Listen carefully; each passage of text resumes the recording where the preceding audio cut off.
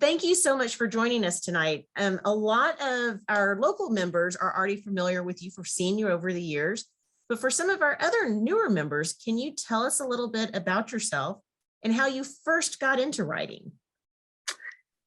Okay, I'm a registered nurse by profession. And I always knew I married my high school sweetheart, and every time we'd fight, I'd have to write a letter instead of telling him what I thought, because I write better than I talk. And I'm terrified of talking, by the way. Sarah knows this. But if you ask me questions, you won't be able to shut me up. But anyway, I started writing a book. It was called Shattered Dreams, and it was about a nurse that was taken hostage. And well, first of all, I joined RWA and I joined DARA. Are there any DARA members out there? I was DARA for a lot of years. I learned a lot of good stuff from them. Still have a lot of really good friends there. And I finally got I quit writing for a while and concentrated on nursing. And one day at a Chinese restaurant, my little fortune said, "You will be an accomplished writer." And I thought, there it is. That's it. So I went back to DARA and I kept sending my manuscript out, Shattered Dreams, and I kept getting, "This is not a romance. Can't have a romance in Colombia because it's set in Colombia," or she gets taken to Colombia. And finally got an agent in 2006, and she sent the manuscript out, and she kept getting the same things. "This is not a romance, blah, blah, blah, blah."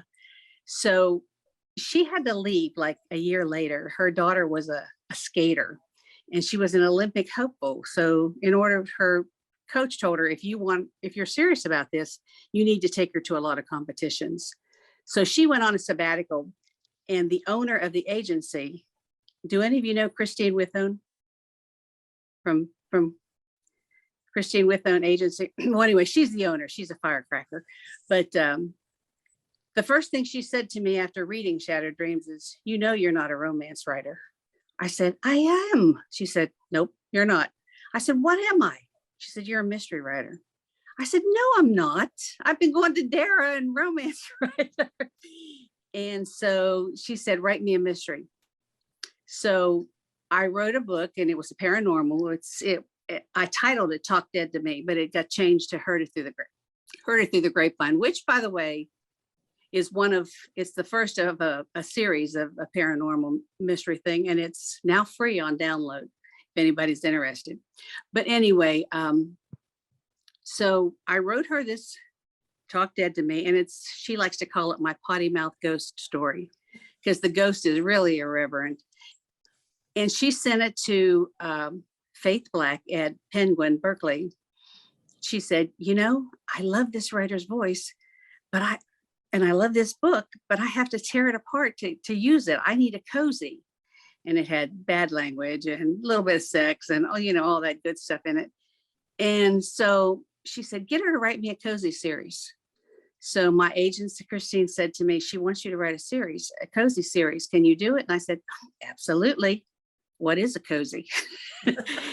I don't know whether any of you know what a cozy is, but it's like a Murder, She Wrote. It's a G-rated.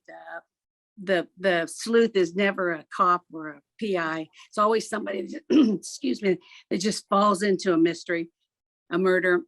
And so I started researching it, and all the cozies were about gourmet food and gourmet wine. And number one, wine gives me a headache. I'm a margarita girl. Number two, I'm one of 9 children. I didn't eat fancy food. I still don't eat fancy food. I like casseroles and stuff made with soup and Cool Whip and that kind of stuff. And I said to her, "I can't do it." She said, "Why?" And I said, "Well, because I don't, they say write what you know. I don't know any of this." She said, "Liz, she really wants you to write for her."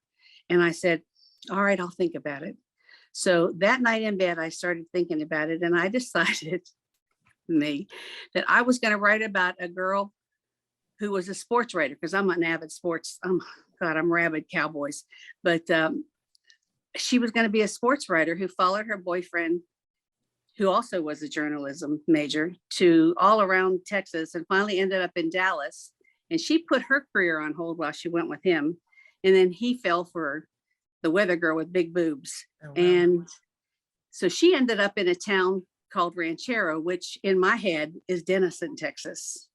I lived in Lake Kiowa, so it was real close to Denison, but you don't call it that because I have a cop that I call Dumb and Dumber.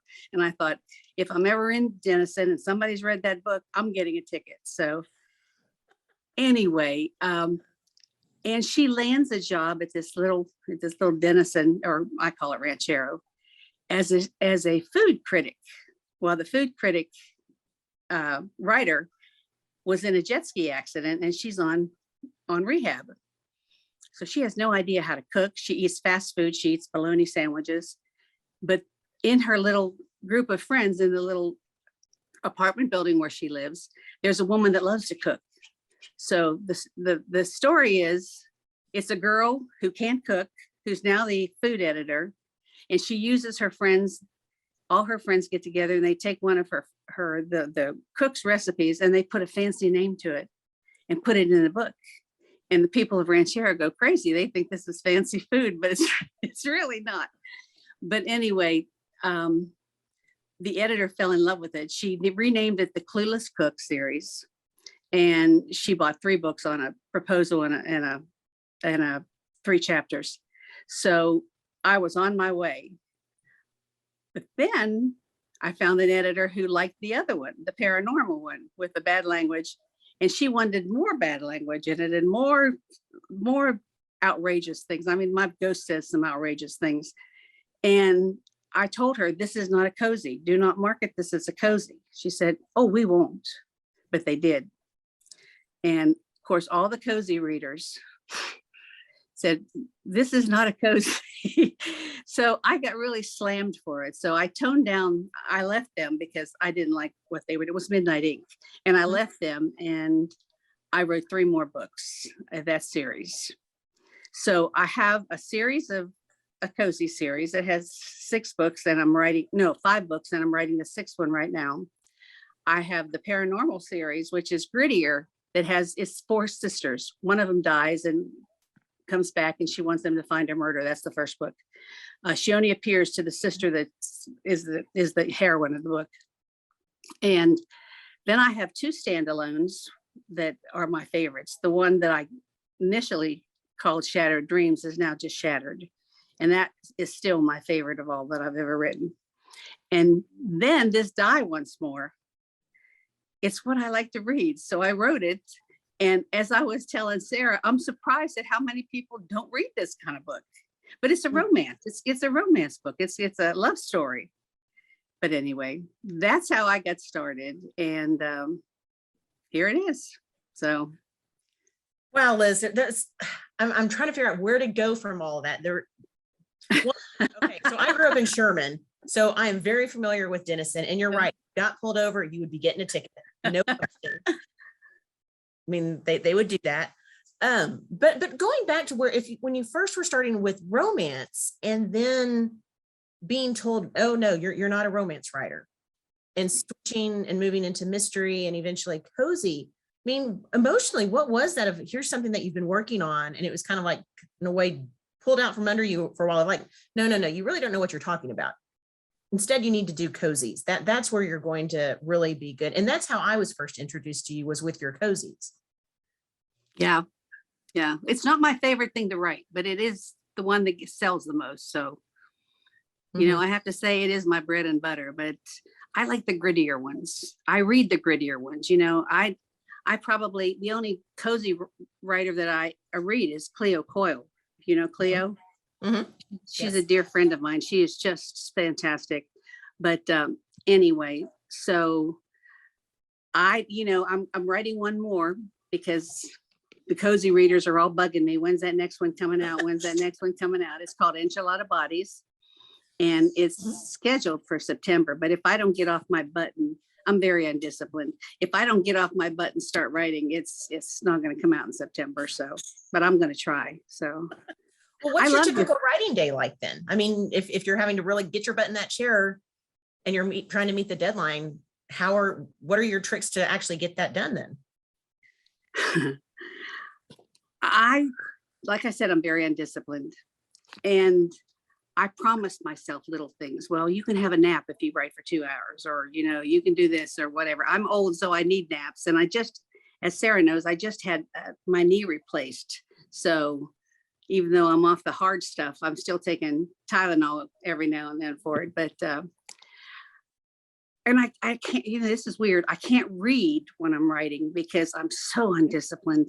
I get so caught up in somebody else's characters that it's just another excuse for me not to write. So I just really have to push myself. But once I get started, I can go. My goal is a chapter a week, and I edit, and I have a critique partner who edits with me, so that when I'm done, I have very little editing to do, which is good. But I just wish that I were. Y'all know Barbara Hahn? Yep, familiar with She's Barb. a dear friend of mine. She is so prolific. I'm just so jealous of her. I mean, she puts them out like nobody's business, and they're all bestsellers. So anyway, are you, Dara? Are you a writer? Oh, me, no, I don't have the ideas. I am purely a rabid reader. Somebody says, where do you get your ideas? My sister says, how do you know what to write that stuff? And I said, I don't know. I watch a lot of TV. I watched a 2020 once about a woman and a couple in, I think they were North Carolina or somewhere. And the name of it had Hunter. The child's name was Hunter. And Hunter had a fatal disease called Fanconi anemia. And the way they cured him was they genetically engineered between the two of them a perfect egg and the sperm that, first of all, to get Fanconi's, both parents have to carry the gene. So they engineered this perfect fertilized egg and implanted in her. And when he was born, the brother, they used the cord blood and saved the first brother's life. And I thought, oh, that's great. But how am I going to give that a twist? That's kind of boring. So I made it so there are two twin sisters, and one of them was a cop who, this was mortal deception. One of them is a cop who her husband gets killed by a drug dealer, and the department tries to make him out like a dirty cop. So she quits and becomes a PI with her dad's best friend. And so her sister comes to her and tells her that her child has Fanconi anemia and needs a bone marrow transplant. But when they tested the husband, he wasn't the father. So long story short, she had never cheated on him. It was a fertility clinic mix-up. So my girl goes out, she finds out it's an anesthesiologist who was also in the clinic. She goes out to try to get a specimen from him without him knowing it. And like she walks in the bar and she can't walk in heels, and she's got thong panties on that are going up her butt, and she keeps pulling them out of her butt. And I always write with a lot of humor. So, it was that one was kind of fun to write, but they always have a happy ending. They always have romance. So I think I'm still kind of a romance writer, but. Do you think that your style in the process has changed from when you're writing your cozy mysteries to now with your sweeper series, which are, like you said, a lot darker and grittier and a lot more overtly romantic? Yes. Sweepers took me, I did a lot of research on sweepers. I don't know if I'm going to write another one because I did so much research. It goes all over the world and stuff. And even then, I had my critique partners, I had beta readers, I had my Christine, who's my agent, who's like a bulldog with it. She read it. Two editors from Oliver Heber Books read it. I read it, proofed it about 3 times. And when it went to one of Sarah's reviewers, she found 2 very glaring mistakes that I wouldn't have known. I'm not sure anybody would know them except her. And I was so grateful that she found them. And one of them was I had a Glock, and I said, he released a safety. She said, Glocks don't have, I'm married to a cop, Glocks don't have safeties. And another thing was I had him looking out of the window at a Miami hotel at the Gulf. And she says, you can't see the Gulf from there. She was from Florida. So I was very grateful, but I'm not sure anybody else. Well, it went, like I said, it went through so many reviewers that I don't know how I got off on that. What were we talking about? Oh, you were asking style from the cozy to the sweepers. Cozies, yeah. Yes and no. My Berkeley editor was always saying, you can't put that in there, because I'd put little things in there, little humor things that I like. She'd Mhm. say, you can't put that in there. I'd say, I want it in there. She'd say, won't make it a cozy. So we compromised. Like, she'd say, I'd say, you can take that one out, but leave that one in. And one of the things that she left in is, I have a sister who's 84 years old. Well, she died last year. She had COPD real bad, and she died, but she had a hysterectomy about 10 years before that. And I remember asking her on the phone, well, how does your post-op visit go? And she said, well, the doctor asked me if I had an active sex life. I started laughing. She's a widow.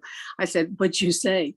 She said, I told him I would after I stopped at Walmart for some batteries. Well, that went right into the book. And that's the one she wanted to take out. I said, no, that one stays in there. That's my sister. So I did get away with the little things. My cozies are less cozy than most people's, but like I said, we had to compromise for that. So, and she was very graceful about it. So yes and no. So my writing does change, but yet it doesn't. Like I said, I write with a lot of humor. I took a lot of time off because my husband has early Alzheimer's, and you can't be That's very tough. funny when you're dealing with Yeah. that. So Yep. I took a lot of time off when I was the last couple of years, and then the pandemic, of course, but I'm back. So, and I've got the cozy going. So, but it's not like a regular cozy, I got to tell you. And I heard one of your readers say somebody she didn't call her a potty mouth. What'd she call her? She didn't call her trash talk. I can't remember what she called her, but anyway, it was that reference. And I thought, oh, she hasn't read Heard It Through the Grapevine, which, by the way, like I said, is a free download right now. So anyway, that's it. Liz, and with so many different people that you know, and being part of Dara and knowing a lot of the local writers, is there a dream writer collaboration that you would like to do? I actually have. We're called the Plotting Princesses. You may know a lot of the writers. We get together. We don't do so much now because everybody, we were all struggling writers when it first started, and now everybody is published or whatever. And it's, let me see who's there. Vicky Batman. You know Vicky Batman. Yep. Chris Kennison.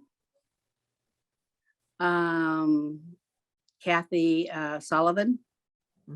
Anyway, there's a lot of them, and I miss those times we get together. I can't go much because I can't leave my husband much now, but they've come out to my house a couple of times, and we sit around and we plot each other's books for, and it's amazing how that mind bank can come up with so much. This latest book I'm doing, Enchilada Bodies, takes place in an Oklahoma casino, and so I'm working on that angle.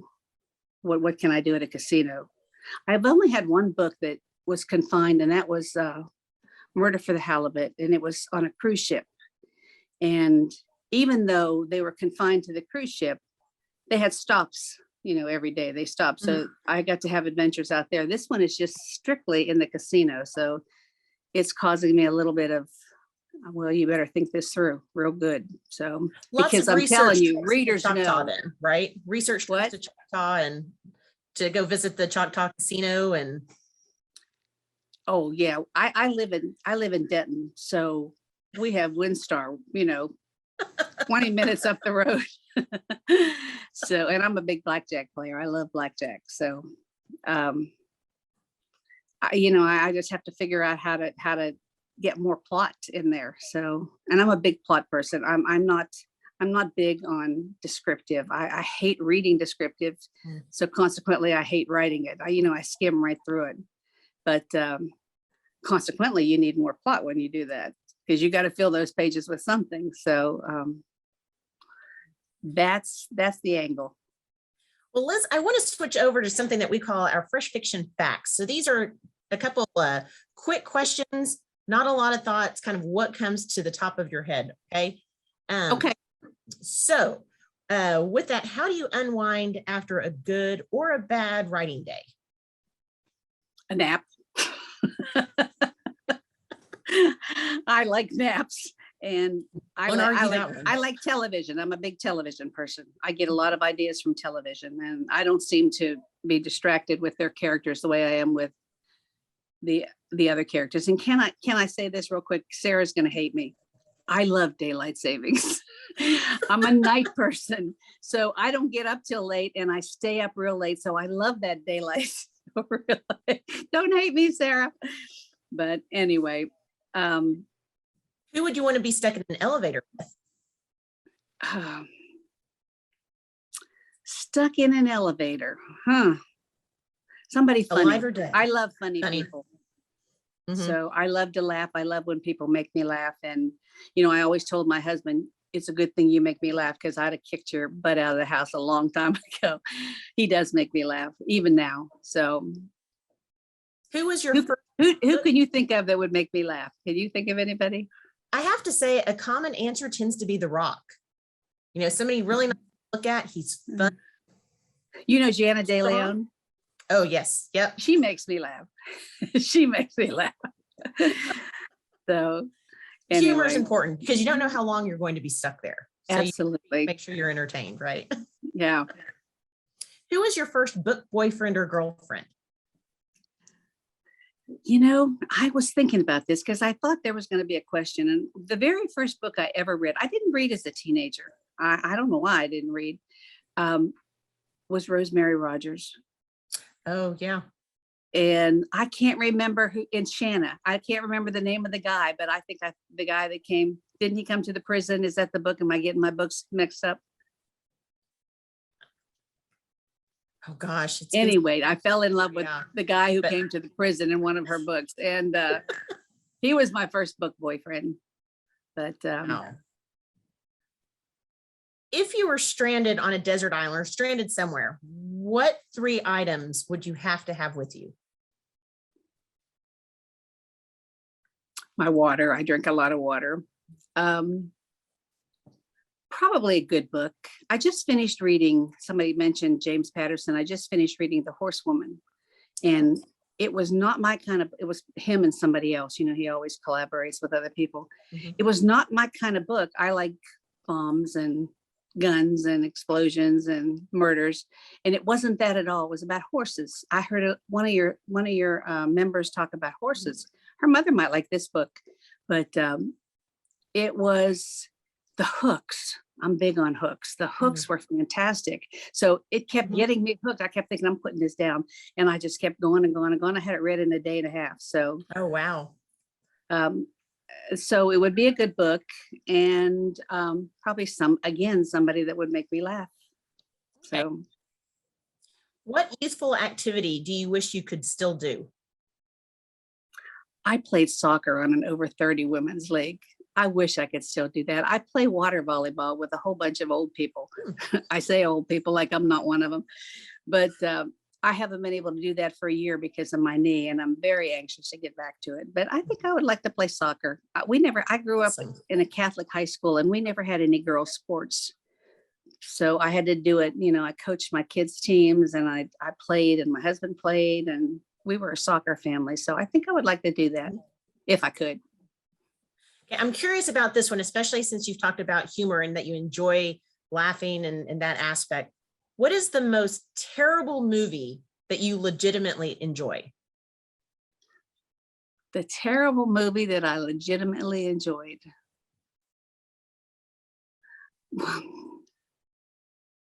Well, I can't think of any, but I can think of this one, and I can't think of the name of it. So I can only tell you what it was about. And I was so excited about it. And I had my daughter and her husband and her 2 teenage boys watch it. And they were like, "Are you kidding me? That's terrible." And it was about a widowed woman, and she had 2 young boys, and they lived next door to a man who was widowed and had a young daughter, or maybe it was his niece. I don't know who it was, but he was sexually abusing her. And this boy figured out they were going to kill him because the cops he was a cop, and they couldn't get him to believe him. And I absolutely loved it. And my son-in-law said, "You got to be kidding me." And then I just saw another one the other day. The name of it was Room. It was about a young woman who had been, Yeah. did you know it? Yes, I'm familiar with that one. Yeah. Yeah, where he kidnaps this girl and keeps her for 7 years in a shed, and then she has a baby, and she and the baby 7-year-old figure out how to escape him because there was no escape. I love that kind of stuff. Weird stuff. What's yours? Can I ask you what yours is? Oh gosh. I've watched so many different bad movies. I was a big fan of the Mystery Science 3000, where they would take the really terrible B movies from like the 50s, 60s, 70s, and then they would just have running commentary about how bad they are. So yeah, a lot of trash on that. But I'm also a big fan of Real Housewives shows. So again, my reality TV can sometimes overwhelm that also. How about what luxury item or unnecessary product or service can you absolutely not live without? An ice maker. Ooh. And I only say that because, I've been icing my knee, and my ice. Well, I have to go back a little bit. When we moved to Lake Kiowa, we bought a house from a guy he had several appliance stores in Plano at the time. So his house had everything. It had disposals, it had trash compactors, stuff that I'd never had before. And it had an ice maker under the counter. Now, once you have one, you can't go without it. So I've had one in every house. I don't put them under the counter. I just put them in my laundry room, because then you don't have to buy a pump. But anyway, it went out about a month ago. And fortunately for me, I had renewed the contract three months ago in November. I guess it's more than 3 months. And they came out and they said they needed to order a part. 2 weeks it took to order it. He came out, put the part in, didn't work. I finally got another guy to come out. He said they put in a used part. So he just came by today and put in a new one, and I have ice. So now I can ice my knee again, because I was going and buying these bags of ice, and I don't have any room in my freezer because I'm a pack rat. I save everything. And I drink ice water like it's going out of style, but it has to be icy cold. So it would have to be an ice machine. And that's not really a luxury. That's about $1,500. I mean, that's not like a Lexus or something, but I do have a Lexus. I love my Lexus. That's right. It's always interesting to hear what people think and what their luxury item would be, right? Because what would yours be? Oh, for me, again, it kind of depends on who you're talking to, but for me, it's always books. I not having something to read, which my brother, who's a non-reader, he'd be like, oh no, that's a purely unnecessary item. Of course, I think pretty much everybody in our book club here would probably agree, no, books are an unnecessary item. What are you talking about? That's not a luxury. So yeah, that's one of always my top list. Even when the pandemic hit, I was telling people, hey, I have books and I have wine and I have tea. I'm set for however long this. I'm golden. So you're from Plano? I live in Plano now, yes, but I grew up in Sherman, so that's why I was really familiar with Denison as your setting for your cozy there. How do you know all these Dara people from the Tierra stuff? I've tried to get in on that for so long. Sarah, I need to get in on that if you're listening. So I've been wanting to come to that for many years. So well, I think we can probably set that up. Oh, good. And it's also another good opportunity of, before we kind of wrap up our official portion of the interview, how can our readers stay in touch with you? Well, I'm glad you said that, because I meant to say this. Well, first of all, my email address is lizlip@mygrande.net. That's Liz, all lowercase, LIP @mygrande.net. I live at Robeson Ranch now, and Grande has a monopoly. They're the only ones that wanted to put a tower up, so they can charge us whatever they want to charge us, which is ridiculous. But on my Facebook, if you go to my Facebook, I have an author Facebook, which I hate to say this, I'm not very good about. I usually use the other one because I like to talk to people. I post pictures, I post dirty jokes, I do everything there. And I noticed that I had about 20 requests for friends. And so I put a note there, but I don't know if anybody said that. If there's so many hackers and I get so many requests from people that I know I'm already friends with, that I put a note saying, if you want me to friend you, send me a message and tell me I'm real and I want to be, you know, friend you, and I'll be glad to do it. So if you're out there and you're hearing me, either send me a email or send me just a message on my Facebook. But that's it. I used to have a street team too, but you know, those were all the big deal a long time ago. But anyway, I'm going to give away a book, by the way, to one of your readers. I don't know how you're going to pick it. I think I'm going to let you pick it. Oh, wow. Okay. Well, with that, that's a great transition for us where we can jump into our Q&A with our readers and bring our official interview to a close. But again, thanks, Liz. It's been wonderful talking to you this evening, and stick around for the additional questions from our other readers. Okay. Thank you. Appreciate it. You made it easy. And like I said, I'm not a talker. Well, I'm not a public speaker. I can BS with the best of them, but anyway.